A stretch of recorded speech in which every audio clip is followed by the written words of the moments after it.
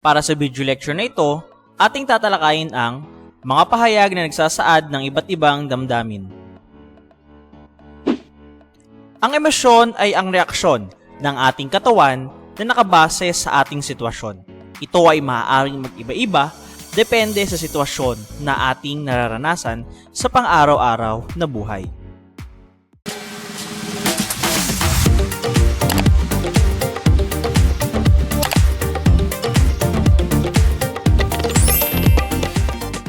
Mga pangungusap na padamdam. Ito ay mga pangungusap na nagpapahayag ng matinding damdamin o emosyon. Ginagamitan ito ng tandang padamdam. Halimbawa, "Naku po, naiwan ko ang aking pitaka." Pangalawa, "Napakawalang puso ng taong kayang pumaslang ng kanyang kapwa." Maikling sambitla. Ito ay ang mga sambitlang, isahan o dalawahang pantig na nagpapahayag ng matinding damdamin. Halimbawa, "Aray, napaso ako sa kaldero." Pangalawa, "Wow, ang ganda naman ng tanawin dito." May mga pangungusap naman na nagsasaad ng tiyak na damdamin o emosyon ng isang tao. Halimbawa, kasiyahan, lungkot, pagpapasalamat, pagtataka, galit, pagsang-ayon. Mga salitang nanghihikayat.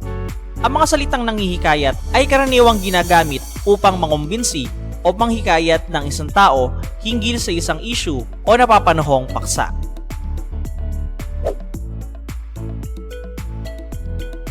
Mga halimbawa ng mga salitang panghihikayat.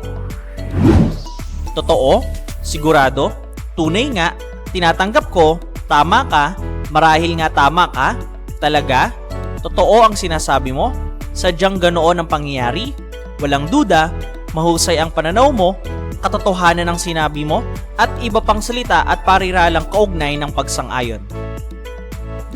Halimbawa, mahal na mahal ni Laura si Florante, kaya siguradong hindi siya magpapakasal kay Conde Adolfo. Pangalawa, totoo ngang napasa kamay na ni Conde Adolfo ang Albania dahil sa pagkawala ni Florante. Pagbibigay diin sa pinaninindigang issue. Naniniwala ako sapagkat kung susuriin natin, mapatutunayang kung ganito ang mangyari, tiyak na, at iba pang salita at pariralang kaugnay nito. Halimbawa, naniniwala ako na hindi magtatagumpay ang kasamaan ni Conde Adolfo laban sa hukbo ni Florante. Pangalawa, kung susuriing mabuti, malaki ang inggit ni Conde Adolfo kay Florante. Dahil simula bata pa lamang sila, ay mas mahusay na si Florante kaysa kay Conde Adolfo.